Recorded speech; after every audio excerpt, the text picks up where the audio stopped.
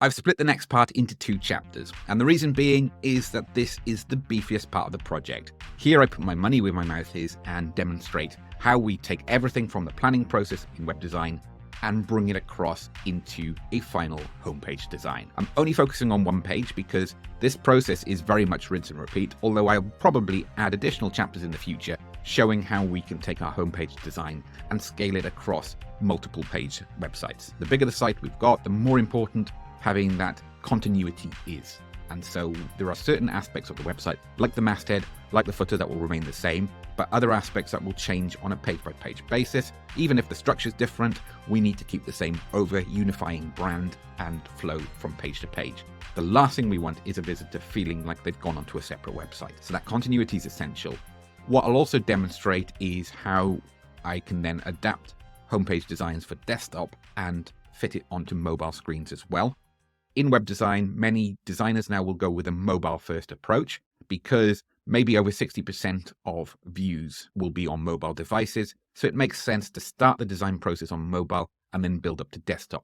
The reason I haven't done that is not because I'm a hypocrite, but because Squarespace as a platform is better suited to designing for desktop first and then redesigning for mobile. We're not shoehorning our desktop view into mobile, we're just doing it the other way around, where we've got the desktop first, we get that refined and finished, then we move on to mobile designs. This is a top-down view of it, so what I've done is I've sped up the video content for the next 2 chapters to 3 times the speed. If it looks like I'm going like a maniac, don't panic, I don't actually work that quickly. I'll then give a director's commentary, talking you through what's going on in my mind at each step of the way, and how the project is developing. If you're after a step-by-step guide to how to build page layouts and how to build an entire website in Squarespace, we've got our Squarespace Box at Tricks course, which is 13 hours worth of content where we go into a huge amount of detail on this particular topic.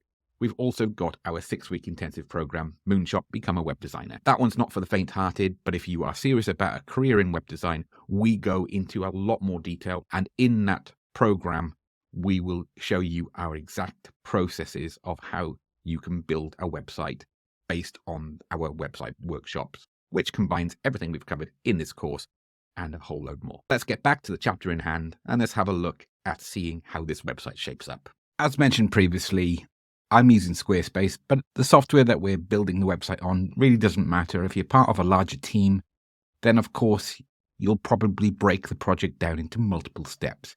You'll have a platform that you build the composites on. From those composites, you'll get them approved by the client before moving into front-end development, and then finally integrating with a back-end system or database. So I'm just quickly selecting a template to start from.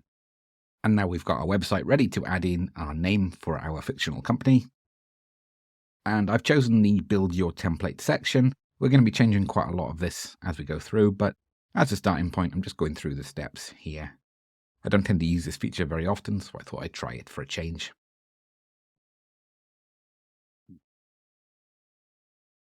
This is a relatively new feature with Squarespace, and it could do with a bit more variety. I like it, but it's still a little bit too basic at the moment. We can't truly build our own templates with it. That's why we sell them separately on our Pixel Haze store.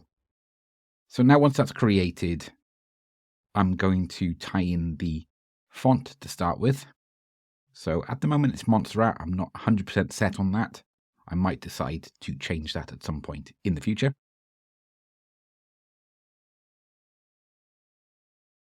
Just adjusting the sizes now.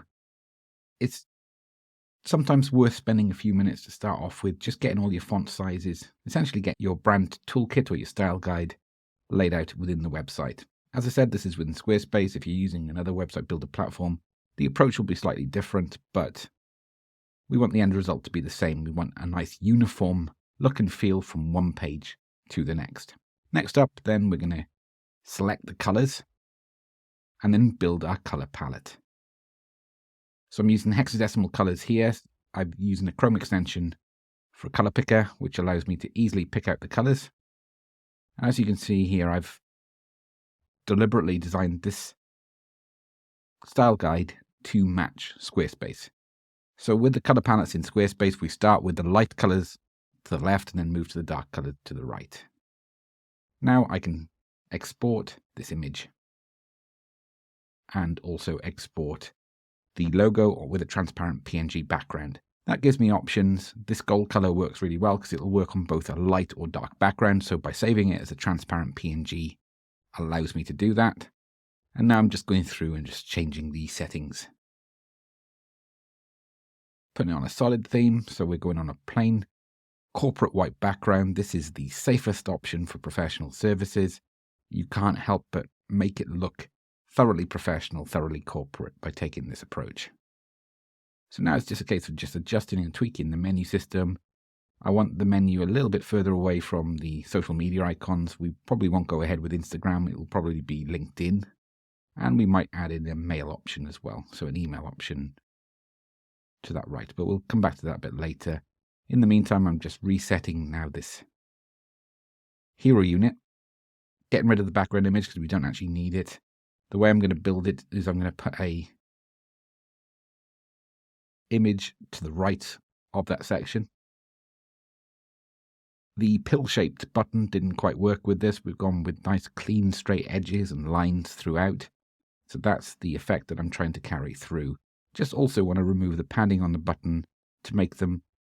Corporate websites tend to not have things that are too chunky. It's about refined. It's about minimalist approach. And for this type of corporate site, that theme will work really well. I'm now just adjusting the height of this hero unit section and then bringing content in, putting the placeholder ready for the image, and now we're going to upload our image. So here's the first problem we've encountered. There seems to be a bug in Canva. So when it exported our transparent background image, for some reason it reversed the background remove effect that we've added to the image, which was essential. So I'm cheating now. I'm essentially just using a screen grab to add that in as a PNG file, and then I'll export this.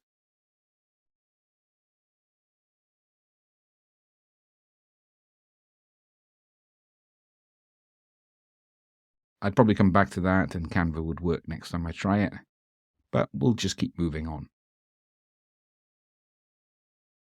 Just going to crop in on the image. We don't need to load a bigger image because that will increase the file size, and that will also enable that banner image to the right then to have maximum impact. And already that background effect, by applying it in Canva, I've got a separate combining Canva and Squarespace course. And by doing that, it just means that we can have quite nice, intricate designs that are bespoke. Here I'm just going to put in our intro section, and I'm just putting this as a placeholder for now. Our services section below will probably be our key statistics. So I've just head over now to ChatGPT and asking it to write a short summary .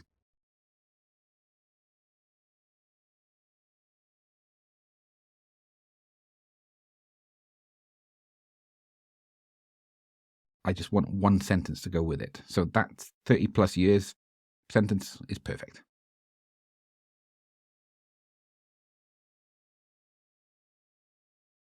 There we go. I might even change that to gold. Head back now and copy the full paragraph, paste it in the right. For some reason, when I copy and paste from ChatGPT, it always puts it in bold and italic. It never used to. Something I've got to look into when I get a bit of a chance. It may or may not do that for you. It's not too big a job to edit it. Okay, it's starting to take shape. I'm still not sure about this font, but we're going to change the call to action button. So instead of it being more information, it's always good to have something that's a little bit more engaging. And now we're going to try and create some strap lines that will work with this page. I'm not overly enamored with any of them. I think that one's probably the best, so I want variations of it that's not as cheesy and slightly more professional, and see if there's anything that jumps out. Again, this is a fictional site, so I'm not going to spend hours finding this information, but you want something that really stands out because it makes the template look better. There we go, we'll go with that. Strategic legal support for your business. So I'm going back into ChatGPT instead of doing the thinking myself. I didn't like that one, so I just put no, and it will understand what you're saying, go again. There we go. It's a bit generic, but that will do for now.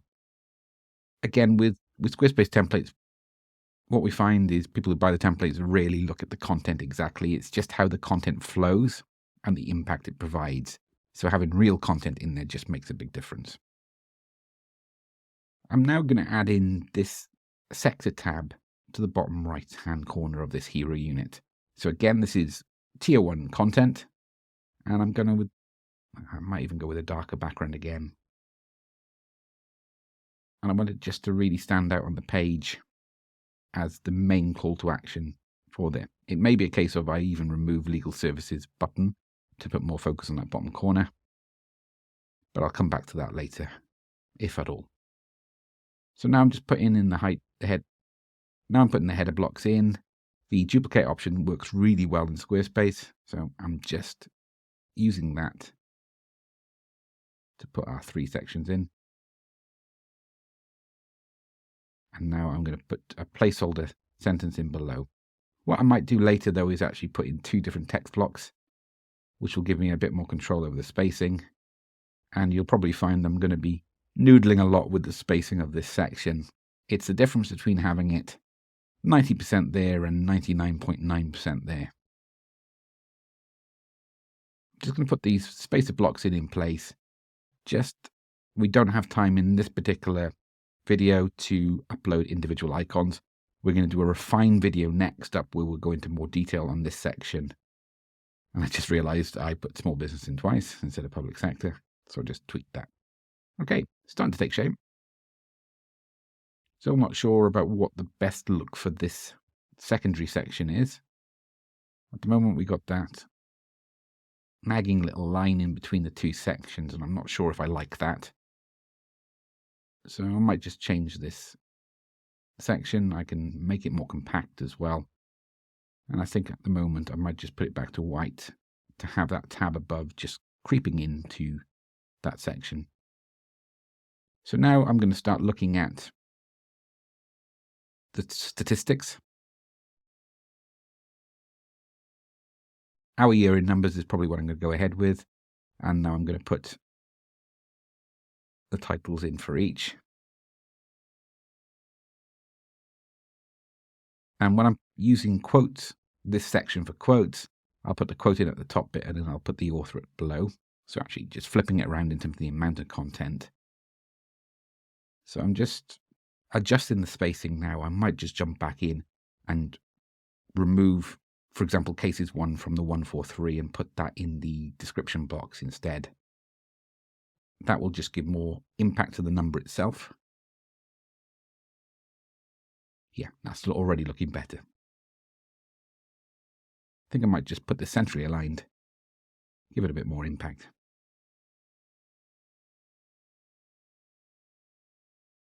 And we'll go Excel. Don't like the card effect on the background, so we'll leave that. Okay. Save it. Always good to save on a regular basis, regardless of the platform you use. Now we're going to add in our service breakdown. So I'm going to have a bit of a play around with this to get it to look as we want. Change it to the chevrons. If you remember when we were wireframing this is how we laid out the structure, where we've got the title for the services on the left and then 2 columns outlining the services in accordions. Might try it with a card, see how that looks, although it might look a little bit bulky.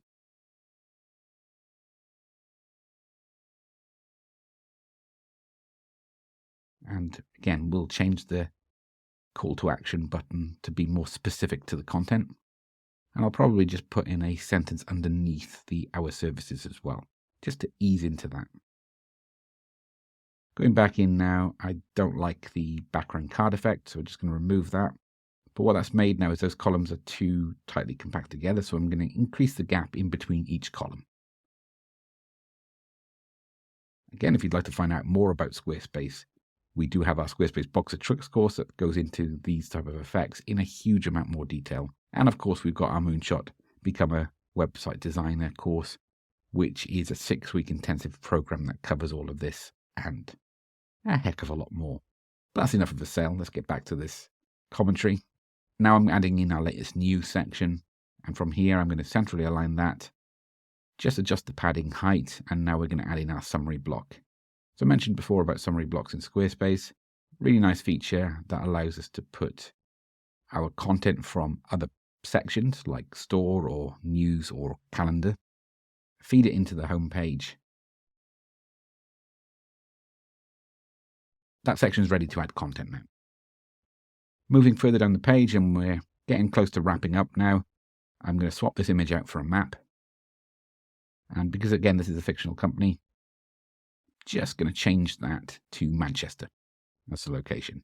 Okay, it's going right in the middle of Manchester, but we'll be fine with it. And I'm going to leave the contact form on the right. I might put the contact details in, although I might even put them in the footer instead. Yeah, we're going to put them in the footer. Again, bold and italic, so I need to remove that. And I'm just going to put every part of the address on an individual line, and I'm going to put head office above it. Makes it look bigger. And for a law firm, it's good just to have that kind of size and clout coming across. So by putting head office in, it may be that they only have one office. Doesn't matter. It looks good. Okay. The hours and the follow options I might change at a future date. But in terms of building the structure for this section, I'm quite happy with this at the moment. For this bottom section of the footer, I'm just going to put in a blank section. And here I want to put the copyright in. I use Text Expander, which gives me the copyright symbol and everything for it. So I've just opened up Text Expander because I just recently rebooted to get that information in. And now I'm putting the copyright information in place.